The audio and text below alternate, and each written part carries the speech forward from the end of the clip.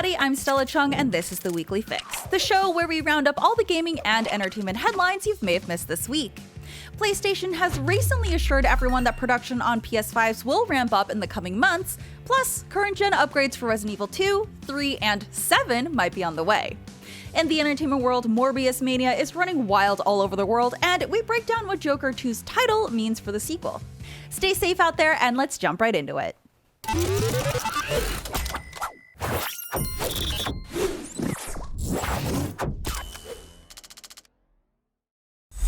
PlayStation 5 has now sold over 20 million units worldwide, and it's promising to significantly increase its production efforts in the next 6 months.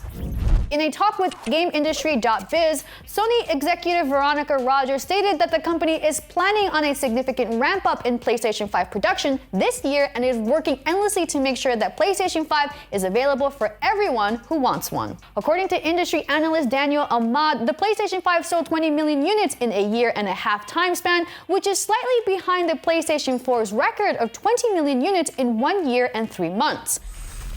PlayStation 5 production has been severely impacted due to component shortages, forcing Sony to re-evaluate its sales forecast with an ambitious goal to sell an additional 18 million units by March 2023.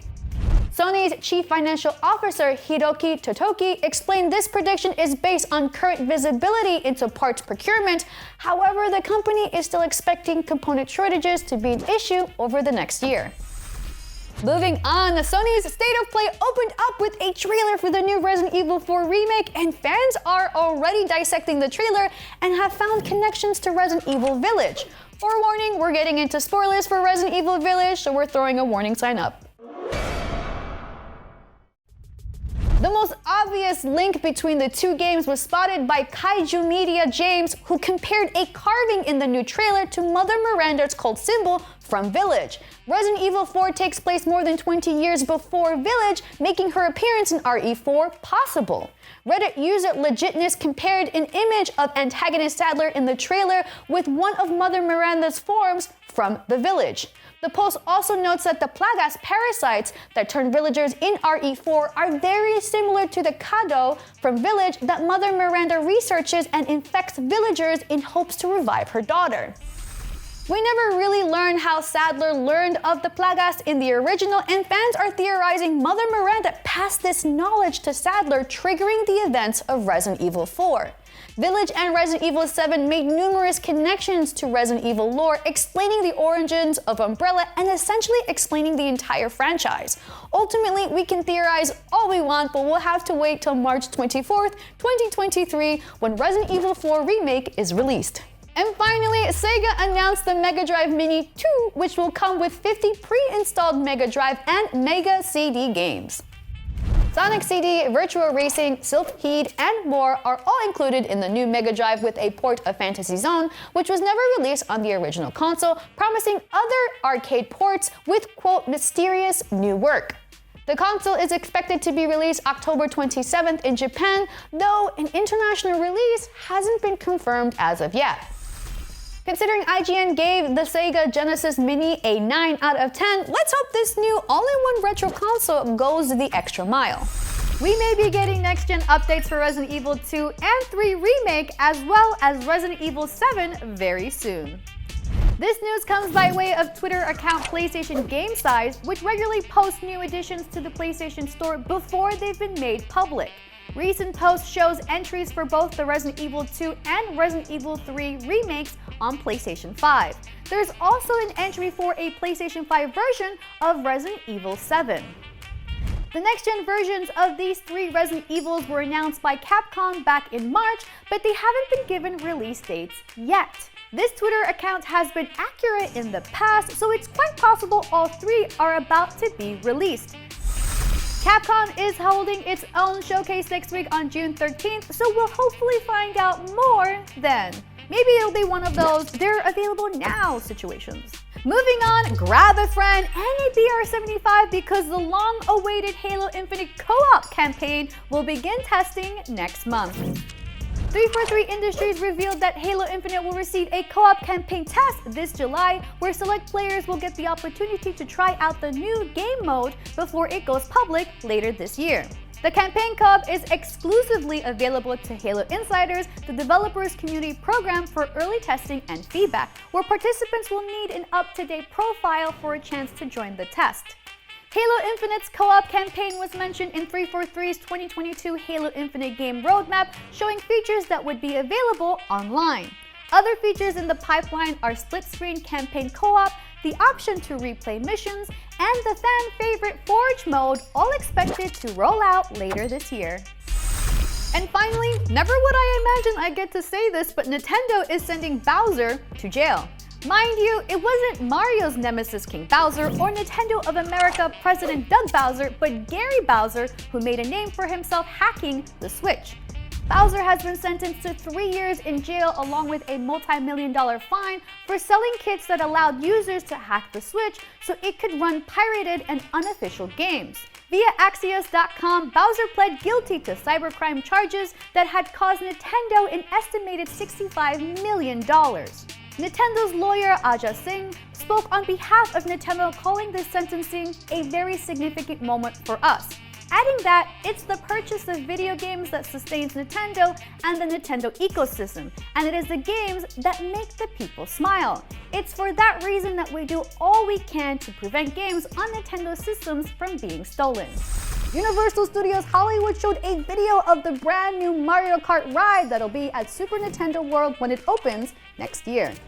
The official title is Mario Kart Bowser's Challenge, and it'll feature interactive areas and collectible coins, and it's just part of the whole theme park experience, which will have the usual fun stuff you'd expect, like exclusive merchandise and themed food that's overpriced but hard to resist.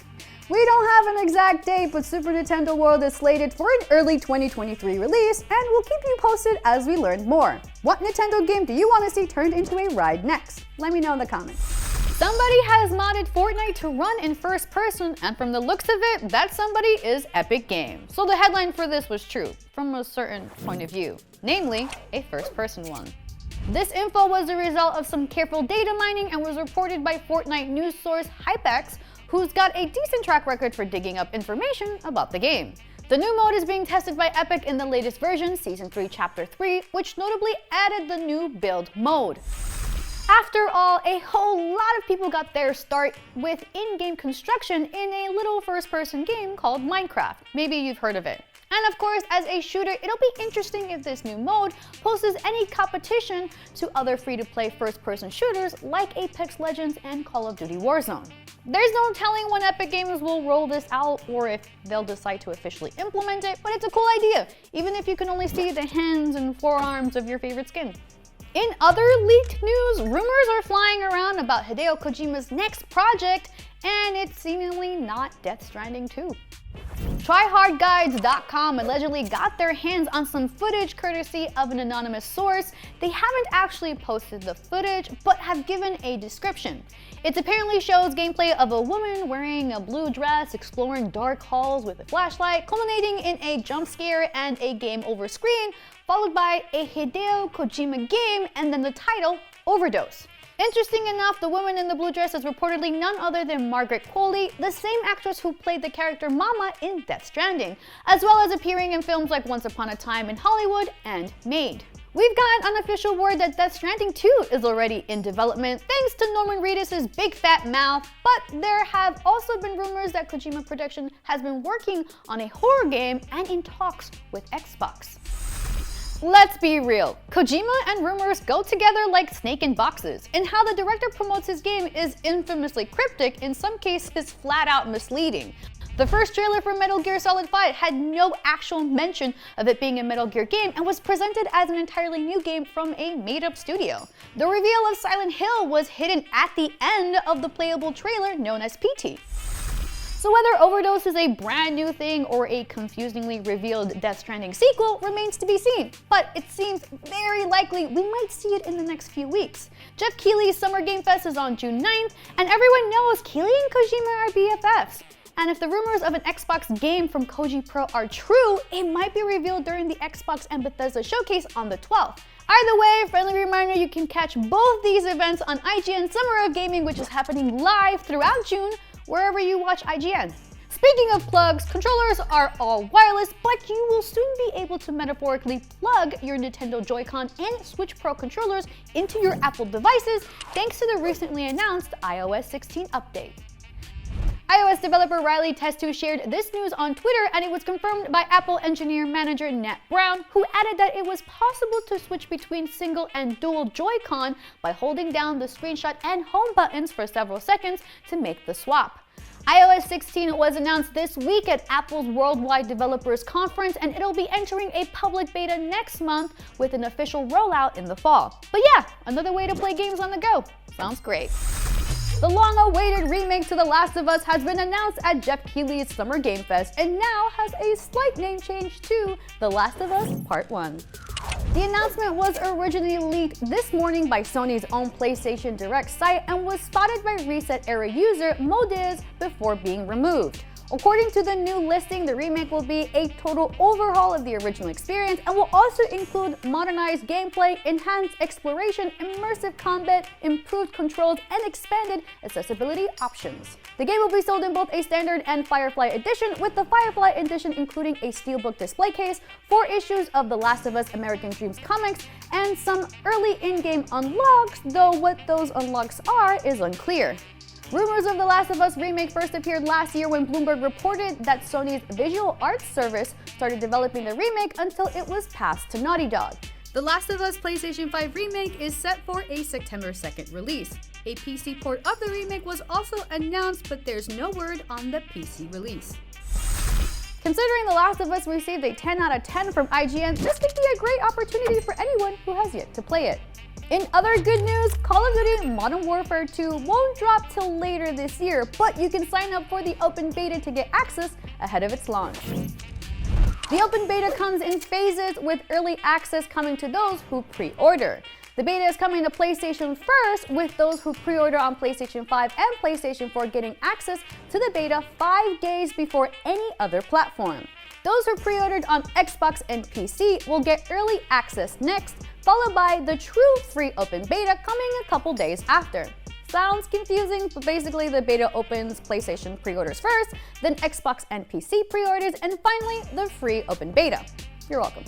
Pre-orders are now live for Call of Duty Modern Warfare 2 with a Vault edition that includes a Ghost Legacy pack, Red Team 141 Operator pack, FJX Cinder Weapon Vault, Battle Pass, and other goodies, all for an extra $30.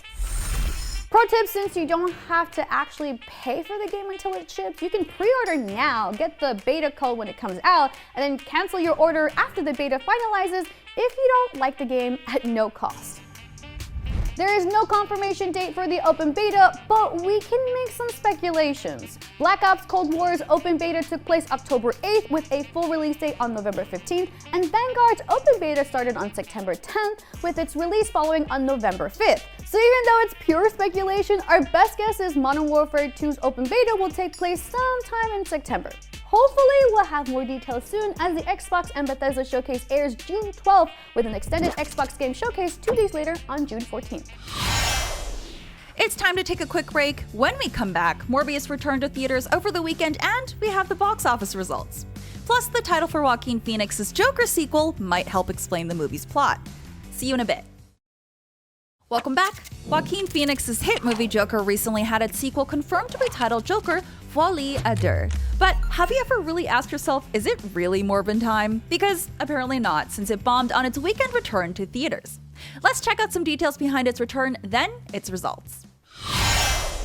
Okay, Internet, I hope you're happy. The highly popular and most successful movie in the universe has managed to make its way back to theaters thanks to all the memes that have recently drowned out the movie's initial theatrical run. Of course, I'm talking about my favorite movie in the whole wide world, Morbius. Yeah, now according to a report by comicbook.com, Morbius is returning to over 1,000 theaters with new showtimes kicking off by the time you're seeing this video. Quite honestly, I have no idea why you're watching this and not already booking your ticket to see Leto Let It Go while eating an Eggo. Wait, does he eat in that movie or are we just saying that because it rhymes?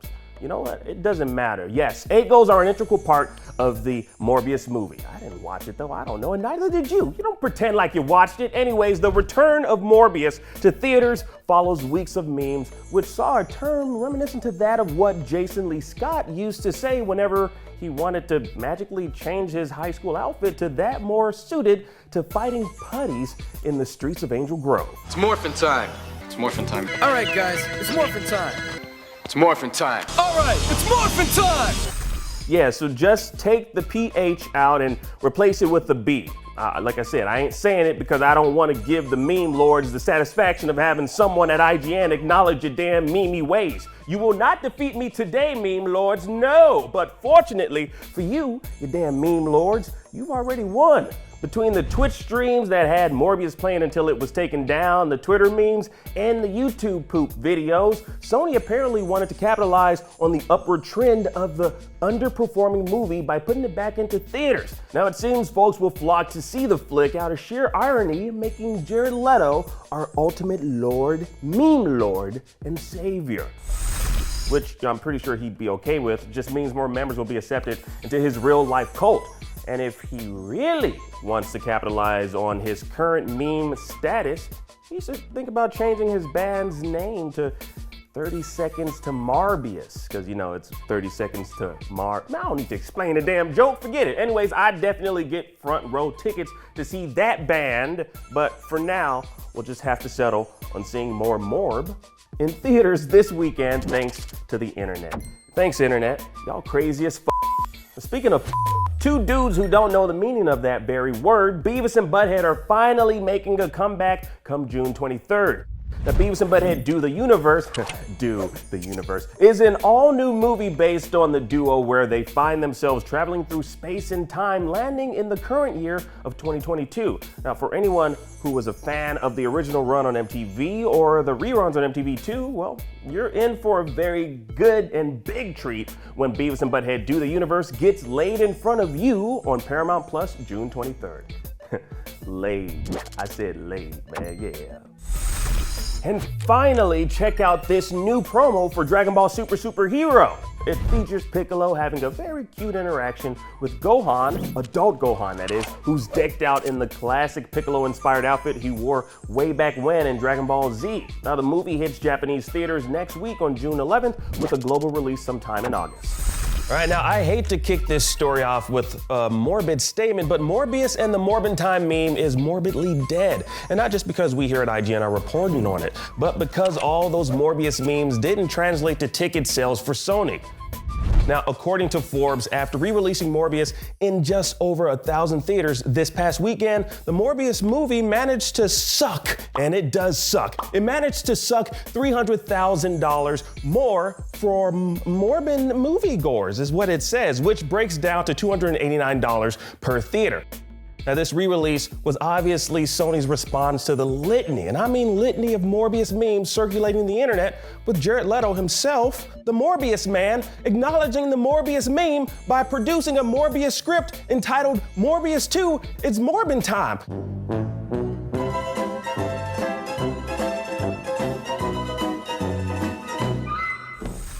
Are y'all counting how many times I'm saying Morbius? This is weird. Now, just goes to show you that just because the internet's making memes of your content doesn't necessarily mean they actually care enough to pay to see it in theaters. Now, the only way anyone would have gone to see it is if Sony actually shot a scene with Jared Leto, the Morbius man, where he actually says it's Morbin Time, then release it as a deleted scene. That's what they should have done. That's how you capitalize on your damn current hype. Go the extra mile to make us meme lords happy.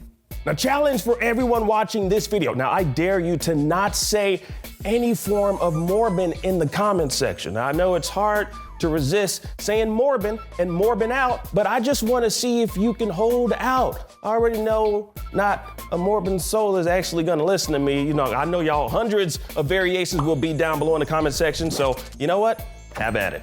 Now, where Morbius sinks, Top Gun Maverick rises with the sequel to the Tom Cruise film, earning $86 million in domestic ticket sales week 2 at the box office.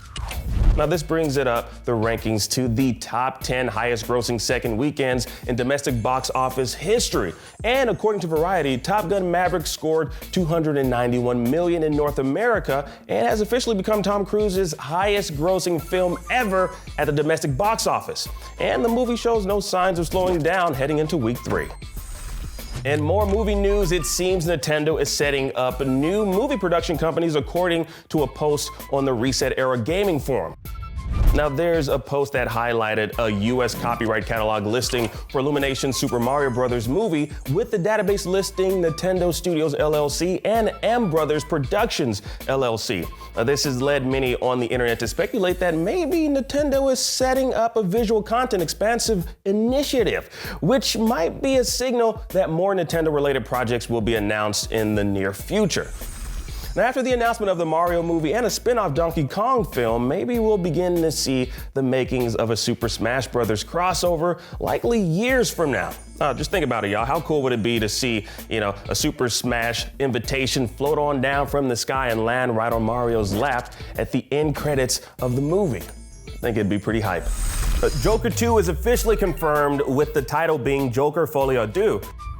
Now, that literally translates to insanity of two, which is a shared delusional disorder. Now, someone or someones displaying symptoms of this disorder often experience hallucinations, which are then transmitted from one person to another. The main theme of the first Joker movie saw Arthur Fleck, portrayed by Joaquin Phoenix, experiencing things throughout the movie where the viewers weren't necessarily sure if what they were seeing was reality or something the character was hallucinating.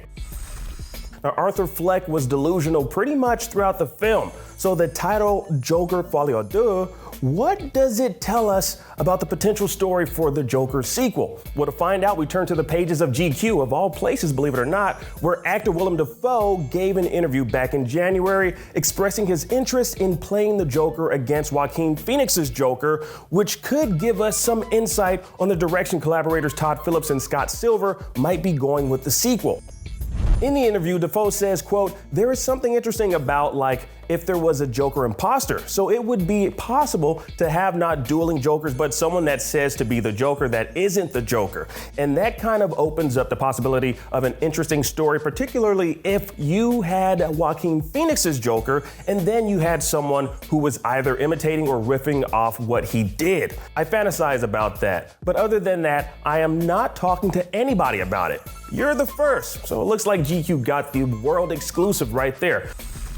So with that, the only thing we can all do at this particular point in time is speculate if Willem Dafoe met with Phillips and Silver at some point in time to pitch his idea of a Joker imposter where the two villains have a shared psychosis. Now, it'd have to be a rather unique synopsis to get Joaquin Phoenix to return for a sequel, as the actor has never, and I mean never, done one for any of his previous films. If you don't believe me, please go check, look it up, Wikipedia it right now. Now, working alongside Dafoe might just be the thing to have Phoenix break his personal rule of sequels and reprise his role as the Clown Prince of Crime.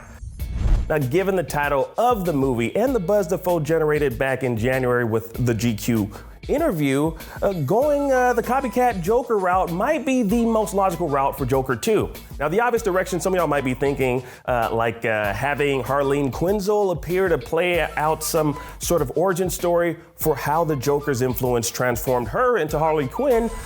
Honestly, I think it'd be too hollow and not as impactful. Now, maybe as a side story, seeing Arthur Fleck's insanity rub off on a potential love interest, i.e. Harley Quinn, would be a nice addition, but Joaquin Phoenix playing against Willem Dafoe in a Joker versus Joker would be an art house masterpiece.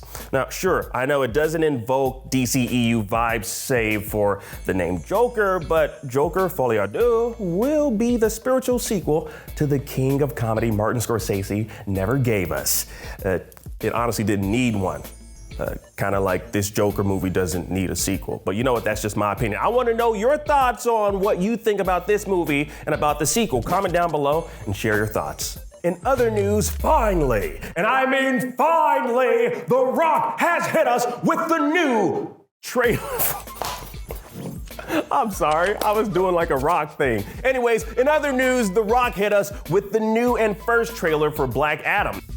Now we get a great look at Dwayne Johnson's anti-hero, how he's set to change the game of how we perceive superheroes, and a few members of the Justice Society of America, including Dr. Fate and Hawkman. Now, Black Adam releases October 21st of this year. And finally, because Netflix knows busting makes you feel good, despite the fact that they've been, I'm just going off the hinges here. And finally, despite the fact that they've been on a canceling spree regarding its animation wing, Netflix is getting spirited away with the new Ghostbusters cartoon series.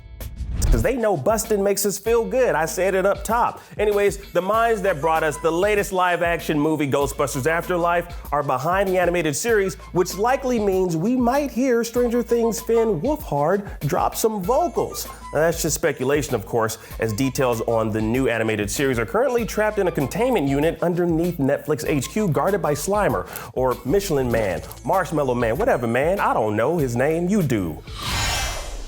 I'm Stella Chung, and that was your Weekly Fix. We'll be back here next Saturday with more of the biggest gaming and entertainment news of the week. See you then.